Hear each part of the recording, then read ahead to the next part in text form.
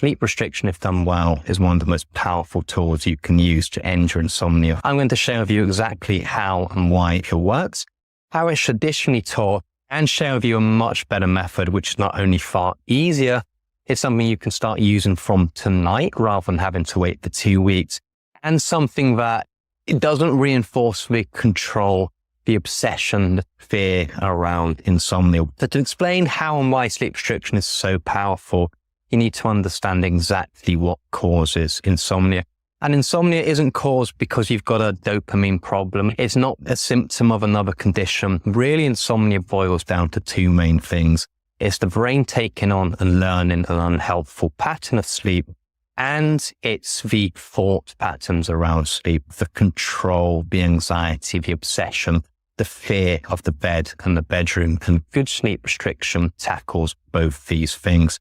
To explain why it's so powerful and how it works, imagine you have a 10-inch pastry dish, but you've only got 5 inches worth of pastry. Now, this represents someone spending 10 hours in bed, but only sleeping for 5. Now, I know when you've got insomnia, it feels like you're sleeping far less than this, but people with insomnia tend to massively underestimate the amount of sleep that they're actually getting. I know I did. I felt like I was only sleeping for 1 or 2 hours a night. But as soon as I started my sleep restriction, literally within a week, I could barely keep my eyes open. So powerful. But yeah, 10-inch pastry dish, 5 inches worth of pastry. If you had to spread this 5 inches worth of pastry onto this 10-inch dish, it's not going to reach the end. So this would be someone who's waking up well before their alarm. It's not going to start from the start. Someone may be taking 5 hours to fall asleep.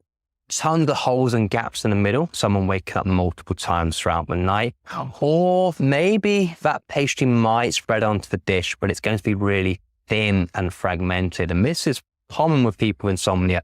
That feeling where you're half awake, half asleep, vivid dreams, hallucinations during the night time, so common. So if we were to take this 10-inch dish and shrink it down to, say, 6 inches, that 5 inches worth of pastry that is going to fit onto this dish almost perfectly.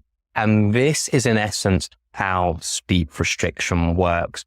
You're not reducing the amount of sleep that you're getting. What you're doing is you're consolidating it into one flock. When it's consolidated, confidence that you can sleep comes back. It builds your sleep drive. It regulates your body clock, and you spend far less time in bed fighting sleep, forcing sleep, dealing with sleep. So that is how it helps change your thought patterns and take away the anxiety around your sleep. So I said earlier about how insomnia is caused by a poor pattern of sleep that the brain has taken on and learned. An easy way to explain this, I once had a client who was a solo round-the-world boat tripper.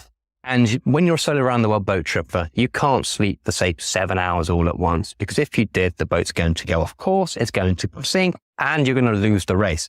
So what you've got to do instead is to spend 12 hours in bed, but set your alarm every single 20 minutes throughout the night time so that you can check everything is on course, check everything's all right, and then go back to bed again. My person did that. Literally within a week of setting that alarm, the brain learned that as a pattern of sleep, and that person would be waking up every single 20 minutes without even needing to set the alarm. Amazing when they're on the boat. Not so great when they returned to the USA and they were still spending 12 hours in bed and still waking up every single 20 minutes throughout the night time. And it was sleep restriction, reducing the sleep opportunity, which helped break that pattern of sleep for that person and get their sleep back on track. So incredibly powerful. So how is sleep restriction traditionally taught? Well, rather than tell you, I'm going to show you my own sleep diary that I did during my own insomnia. Now, have a look at that. Have a look at all the data. Have a look at all the numbers on there. It just looks exhausting and makes your eyes kind of roll and makes you a little bit terrified. Now, my course was fantastic. It got me to where I am now, but I just think there's a far better method. I think a way where there's no tracking, there's no monitoring, something easier that you can start from tonight is a much better option. And that thing is called the sleep window. So how do you set yourself your own sleep window? Super easy. Think about the time when you were a good sleeper and how long you used to feel you slept for. So let's say 7 hours. Few sleepers tend to overestimate the amount of sleep they're getting by about 1 hour. So you were probably actually only sleeping for closer to 6 hours. So your sleep window range is anywhere from between 6 hours to 7 hours. And so let's meet in the middle. 6.5 hours, nice and good middle way. So let's say you've chosen a 6.5 hour sleep window. What time would you like to wake up in the morning? 6:30 a.m. Then all you would simply do is make sure you go to bed after midnight as long as you are feeling sleepy. Do that for a week, 2 weeks.